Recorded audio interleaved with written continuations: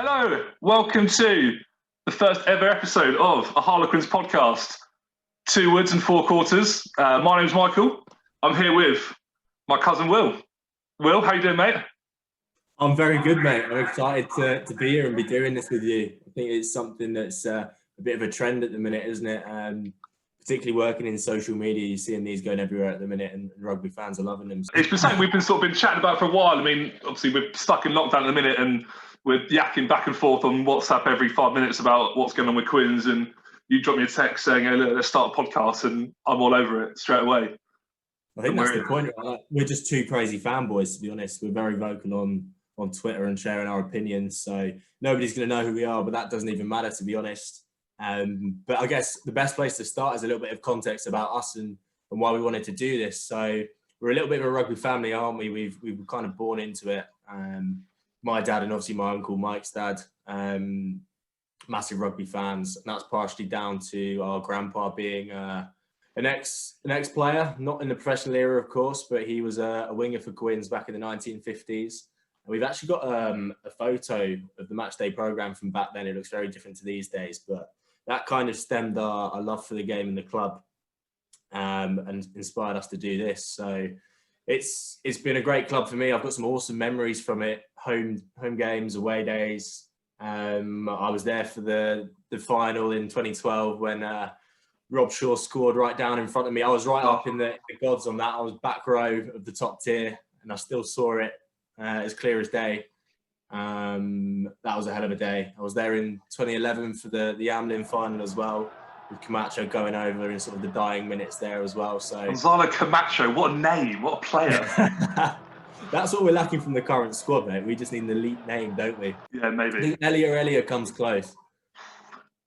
Yeah, I like Dom Brandt, but doesn't quite have that sort of European or South American flair to it, does it? No, it needs a flair, doesn't it? Flair encouraged. Yeah. But yeah, there's some awesome away days. Those were the successful ones, but I was also in Lyon for the Challenge Cup final not so long ago, where we fell just short to Montpellier. But my God, what a weekend that was. I went with my dad and my brother, so it was a very family-orientated affair. Hell of a weekend. And then one of my earliest memories is actually when we went to Toulon away. I think that was, I can't remember how long ago that was. I must have been like 12 or 13. I remember sat there in the stands next to all these French fans, smoking their cigarettes, throwing newspapers in the air on the fourth try, the pilu. It was just insane. And I was like this little fresh-faced kid just trying to take it all in. That's still pretty just at the end of like the Wilkinson era, wasn't it? Yeah. He wasn't playing in that game. And we were pretty gutted because we put out a second string team and we invested all that money into travelling there and going and playing. But hell of an experience. What about you? Take me back to your earliest memory. Yeah, so mine was an interesting one because obviously my dad's obviously your dad's brother. It wasn't quite sort of struck with the Quins straight away. He was way more Brighton Hove Albion, and still is to this day. Rough win at home yesterday against Blackpool in the FA Cup. But he used to coach me and my brother's rugby sides when we were younger, Lewis Rugby Club down in East Sussex, and once a year we used to go up to the stoop, and we used to play the sort of curtain raiser cup, is what it was called, on the backfields just behind the stadium, and the winner of the final would play on the stadium. We used to play teams like Battersea Ironsides, and we used to play teams like Teddington, which ironically is now where I live. We used to play teams like Ealing and all these sort of teams. And I just remember we used to do, I think a lot of it was early European Cup days, so what would still then been the Heineken Cup. And I remember Toulouse at home, I think it was, and that was I don't remember much from the game. One of my real early memories was we played Connaught at home, and it was when I think it was the South Stand at the time was still having the roof built over it, and me and Dad and Grandpa were there. Oh yeah, it was horrible, and it was hand rain. We were losing. I genuinely remember this memory very vividly. I had a little packet of like sort of sausages, little cocktail sausages, and they were kind of filled with water at the bottom, and I remember that very, very clearly, and it was awful. But my sort of more recent memories are, I came to St Mary's University in Twickenham in 2017, and obviously now was living less than the 50-minute walk from the grounds. And I remember sort of midway through my second year, I was going to games almost every other week and paying whatever a sort of ticket was at the time. And I thought, I've got to be a more cost-effective way of doing this. So I bought myself a season ticket, and I used to take myself down on a Friday night. I used to go every Sunday when we had games. I used to go Saturday if I could fit it in around my hockey. I used to go Monday nights to the Prem Cup games. I loved it, and I've obviously been supporting them for a long time. But being able to just to go regularly, living in the area, and I still live in Teddington, and that's where my sort of real love and sort of proper passion kicked off the last 3 or 4 years ago. Yeah, you're very much the home game boy, aren't you? And I'm very much the away day boy. But no, you do all the glitz and glamour, and I'm sat there when we're losing to Bath at home in front of three. I got a ticket in the ballot for the last test event against Bath, and we were pretty poor that day. But I was lucky because I did get to see Robshaw's last game at home, so that's something I've got over a few times. They've got to do a testimonial for him, haven't they? 100%. They've got to do a testimonial for him if he's not stateside by then. But I'm sure we'll get him back for it. We'll get him back. We'll get him back. But yeah, no, you're the local boy, aren't you? You're literally around the corner from the Stoop. I've always lived pretty far away. Growing up, I grew up in Hertfordshire, which is predominantly a Sarries area, so I was always fighting the battle against the Sarries fans. And when you're growing up and playing grassroots rugby, there's always affiliate clubs, isn't there? And our club was affiliated with Sarries. Yeah, so we used to get tickets to Sarries games, and I just couldn't buy in. I'd be sat there as like a skinny little rugby player, young age, just couldn't buy into it. So as much as the opportunity was there to convert, I was always true to the 4 quarters. We've always been Quins where I grew up. I mean, we had like connections with schools that had connections with Quins. So yeah, I thought because you're guys like Brighton, weren't you? Yeah, Marcus Smith was at Brighton College. The Chisholm boys were at Brighton College. I had a couple of mates who had played at Quins and guys that had been through the academy that I've sort of been around. And yeah, I've never lived anywhere else. Although we were from the South Coast, that was, Quins were geographically still the closest side to us. Yeah. Well, that's like the catchment area, isn't it? So obviously our grandparents are there, and you guys grew up there as well. So I wouldn't have minded having the opportunity there to get on the old Quins books. Not that it would have happened anyway. No. Dream podcast guest then? There's something we were sort of chatting about as we were thinking about ideas for what we can sort of do for the podcast. And I haven't told you this yet as well. We've got 100 million ideas. This is one of the ones we thought we'd talk about early, sort of long looking down the line. So I've got 2 answers, slightly different routes. The first one's quite obvious. I'd love to get Joe Marler on here. I know he's got his own podcast. He's a hell of a character. And there's something about getting him on and he would just grill you. He would roast you. And he's definitely the character, the way he'd come on and you just have such a laugh with him. So I'd love to get him on. Now, I actually remember when I was in my second year at uni up in Leeds, I did a placement month at Quins in the marketing department. And there was one evening where I was sort of staying till slightly later, trying to make a name for myself, impress and try to get a gig, which I luckily got in the end. And I think it must have been a Friday because the players were doing their team run at the Stoop, which is where the office is. And he sort of wandered into the office. And as he was walking through, one by one, he just started grilling people, absolutely grilling them. Now I was there as like this sort of teenager, all spotty, like completely out of my place. Like definitely didn't have a business burning my body at that point, just winging it, trying to be creative in the marketing. And I could see him getting closer and closer to me. And I think he looked at me and realised, like, you're not cut out for my chat. Quickly got past. So I'd love to get him on. I'm ready for it now, Joe. If you're listening, come and go. He's took like that roasting culture, isn't there, that people just absolutely love. He's took one look at you and think, oh, if I hammer this kid, he's not coming back. He took pity on me. Yeah. So that's my first option. Second one, for a completely different angle, I'd love to get Rachel Burford on here. I know she's doing something at the minute called the Girls Rugby Club, which is like a global movement trying to increase the participation in women's rugby, but then also the focus on it and the support it gets. So it'd be great to chat to her about that. And also she seems like a great person to speak to, really, really friendly. Great pundit as well. So she'd be a good guest to get on here. We'll see how lucky we get. We're shooting for the stars a little bit, aren't we, with Joe and Rachel? But they'd be my two. Maybe get them on at the same time. 100%. I reckon they've got some good crack, those two as well. Like the Marler things are definite. And Joe Marler actually went to the college down the road from me at school. So my PE teacher from school did teach him. I think it was a number 8 back in the day. And a nightmare to teach. There's a little pub in country Sussex called the Six Bells in Chilling Line. I've seen him there a couple of times. He's a good family man, lives in a lovely area. So yeah, he's up there. But for me, my all-time favourite Quinn, although I like to think I was a reasonable rugby player. I was always a fullback, but my all-time favourite Quinn is Nick Evans. I've loved that man since the day I laid eyes on him, and he's the one I'd like to speak to most. I think I want to pick his brain on what he's thinking in that last sort of 3 or 4 minutes with the drop goal against Stad at home. Yeah.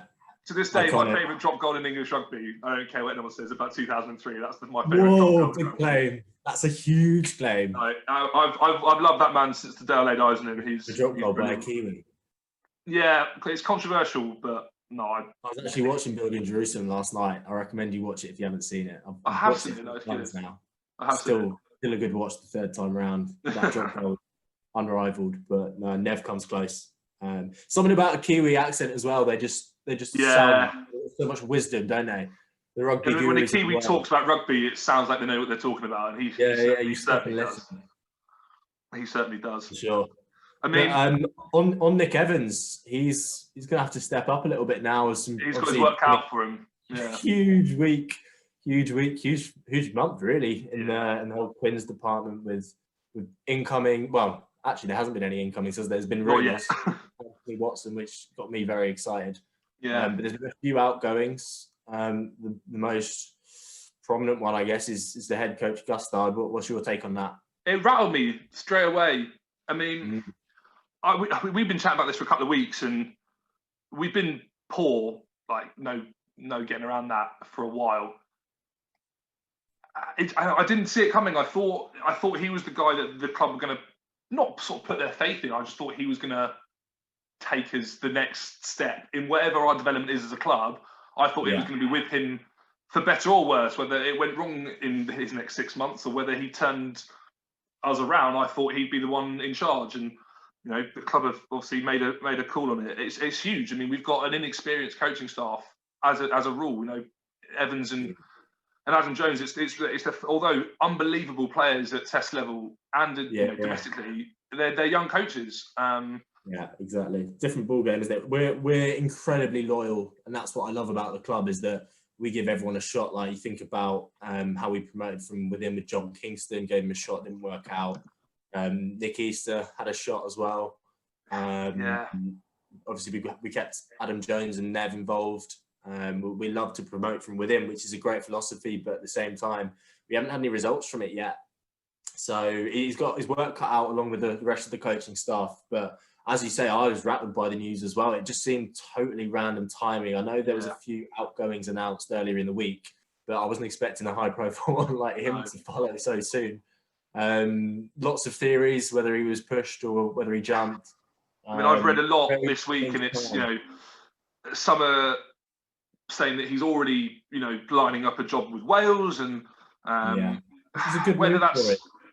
Yeah, I mean, it probably is a good move for him. It's a chance to go back to the international scene as a defence coach, which we know is his area of, real expertise. It's not transpired that way for us, but maybe that's what he's after. Maybe it's just an opportunity too good to turn down. Obviously, they're a young Wales side as well. They haven't got the names they used to. It's not filled with Warburtons and Jenkins and those sort of things anymore. But maybe that's an exciting prospect for him. You mentioned Nick Easter, but I text Dad, and at the moment it happened, and the first thing Dad said to me was, "Well, who's coming in?" And this is before, obviously, the news about Millard, came in that he was going to take over for the rest of the year.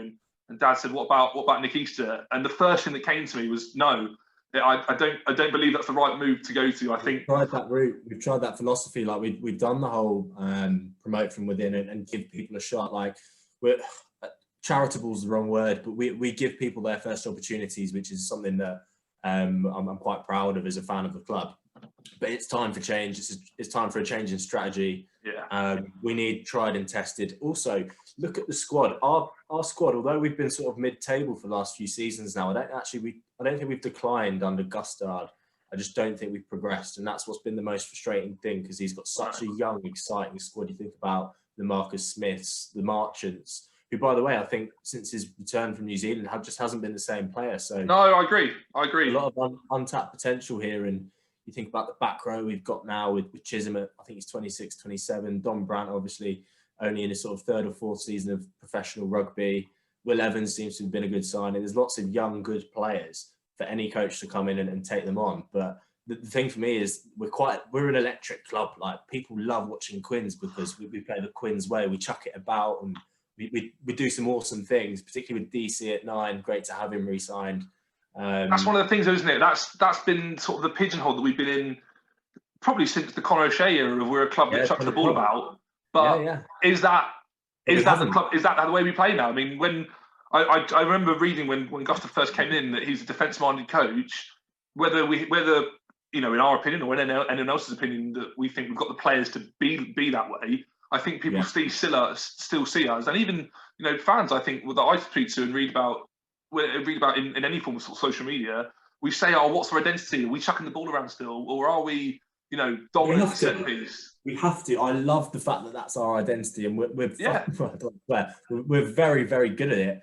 And as long as Marcus Smith is our 10, and long may he be our 10, that's the way I want us to play. It amazes me how Joe Simmons from Exeter doesn't get into an England setup. But if he's not I assume Marcus is behind him in the pecking order. If Joe Simmons is still on the sort of the way out, not the one we don't want to see Marcus play for England, of course we do, but the longer he's pulling the strings for us, the better. I mean, I think Marcus is unfortunate in the fact that he's a similar kind of player to Cipriani, in the fact that he loves to ping the ball around and he's an exciting player to watch. If he grew up and played in New Zealand, he'd be in that squad, which is a big claim, but he's the right kind of player for the way they play. Whereas you look at the way the England team play, he doesn't fit their style.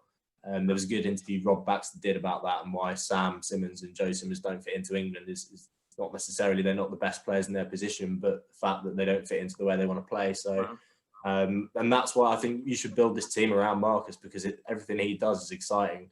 And that's why I'd look to Super Rugby, because that's the way they play their rugby, and the coaches over there know that that's the way they do things down there. They'll have a good connection with Nev, I'm sure, having that Super Rugby connection. This New Zealand partnership, don't know if we've still got it, but capitalise on that. I mean, my option that I would go for, I know you say your dad mentioned Nick Easter. I think we rip up the script a little bit, go Super Rugby. I want Scott Robertson. I want him. And we were rumoured with him before Gustard as well, I think. And he was obviously rumoured with the All Blacks gig, which is why I didn't think we were going to get him. We didn't get that in the end either, which was a bit of a shock. But I know you've got a rogue choice as well. Yeah, it's sort of along the same sort of line as that, Robertson type. And I think,